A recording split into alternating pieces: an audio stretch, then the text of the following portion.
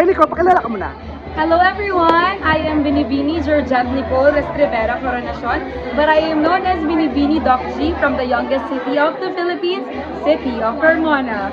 Then Nicole, meron ka na bang mga nasalihang pageant sa atin or outside? Actually sa Carmona wala, but then my first national pageant was the Miss Philippines, but I don't think it's still ongoing right now. And then the second one was Miss Earth back in 2019. And after that, no more pageants national level because I decided to focus on my studies because I really wanted to become a doctor.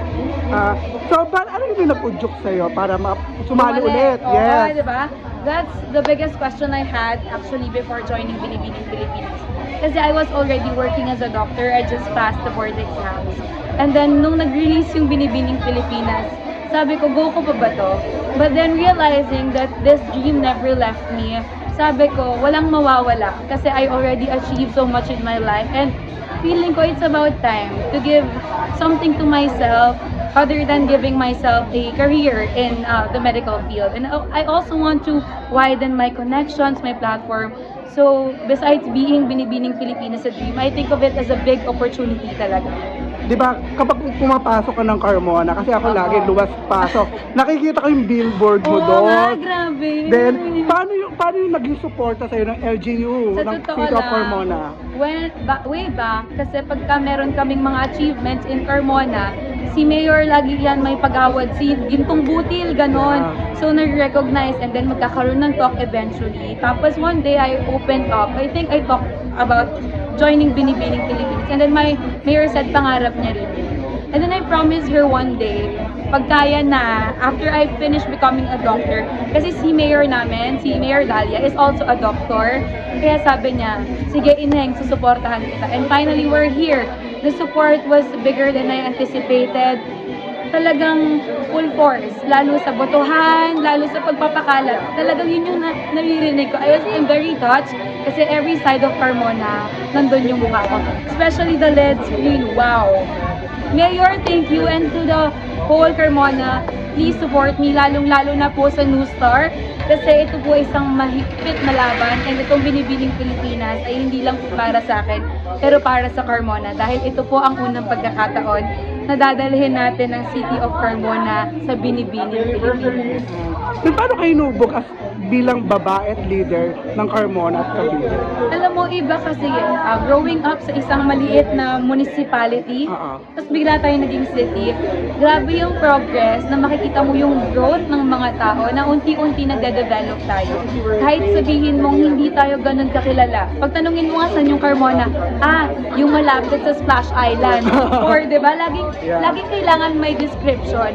Pero ako bilang babae, hinubog ako na hindi mo kailangan ipakilala agad yung sarili mo. Kailangan mong buuin yung pagkatao mo, kagaya sa paano natin binubuo ang Carmona, at kusa tayong makikilala ng mundo. Kagaya ng pagtungtong ko sa entabladong ito, unti-unti napapakilala natin kung ano ba at saan ba talaga ang City of Carmona.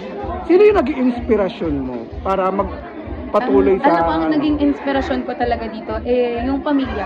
Kasi hindi ko makakalimutan yung sinabi nila sa akin na mangarap ka lang, kami yung bahala, kami yung magiging hangin sa pakpak mo. Kaya sabi ko, kung may mga ganong taong ready sumuporta sa akin, kung mayroon akong mga tao sa paligid ko, mga kaibigan na hinahayaan nila akong mangarap kahit gaano pa kataas, kahit gaano pa ka-imposible, hindi nawawala sa akin na isang araw maaabot ko rin siya. Kagaya ng pagdodoktor, pagiging medtech, lahat siya matatapos din. At pag nakamit mo na siya, ang sarap lang, nakasama mo yung mga taong yun, hindi lang sa likod mo, kundi pati sa gilid mo, sumusuporta sa. Ano yung naging struggles mo bilang kandidata? Grabe yung struggles ko siguro is, aminin na natin, yung time. Kasi kakasimula ko palang mag-practice, pero thankfully, sobrang supportive din ng mga tao sa paligid ko. Nakaka-duty pa din ako, may patience, are very willing to see me, and I can still cater. Kahit itong mga binibini. And then, siguro, sa ngayon, the struggle that I'm really facing, wala akong masabi kung hindi financial na lang siguro. Kasi buong-buo na ako eh. Yung financial, ang sinasabi ko na lang, God will provide. I live everything to God. Kasi alam ko na when I cannot do it anymore, as long as I did my best, the people around me did their very best, He will not fail me. And walang amount of struggle that can amount to what I'm experiencing right now. This is such a prestige because once a Binibini, always a Binibini. Then ano yung mindset mo everyday na kung gumigising ka bago matulog? Mindset ko, alam mo, sa totoo lang, every day is finals.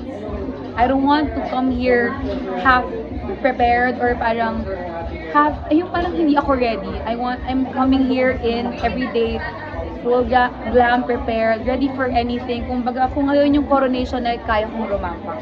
Kung ngayon yung longgang, kung ngayon yung closed door interview, kaya ko siya. Because my motto in life is always come prepared.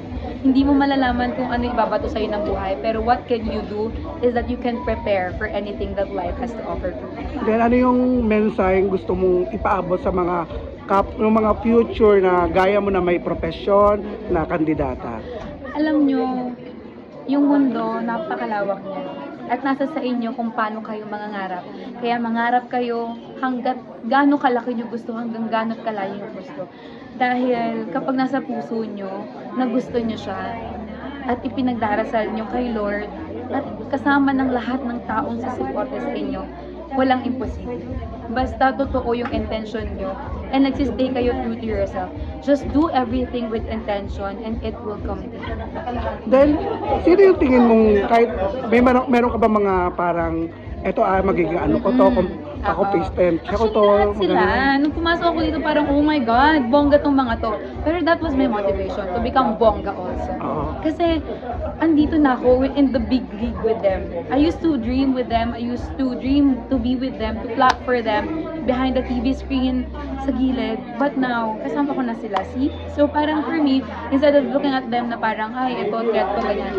They are my sisters. They build me. They help me grow every day. And I'm thankful for them. So, basta ako, motivation ko lang sila. Rather than looking at it na parang ganito, ganyan. Because I am my biggest competition. Ako lang, sarili ko lang.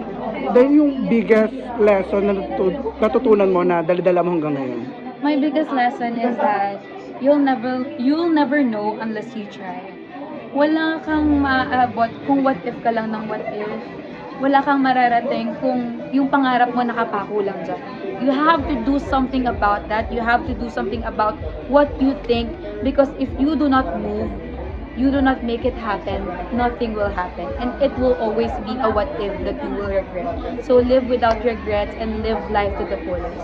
Isa na rin ba itong maging kandidato sa Binibini Pinas ang pangarap mo? Oo, pangarap ko to. Bata pa lang ako. Kasalanan to ni Precious Lara Ay, Higaman. oo. Siya yung Kaya pinakauna kong nga. nakitang beauty queen. At nung nakita ko siya, sabi ko, gusto ko rin maging siya. Kaya hindi ko alam kung paano, pero alam ko maaabot ko siya. And by God's grace, I'm here now as your Binibini, Georgette Nicole Rivera Coronation. Binibini 23, Binibini Doc G.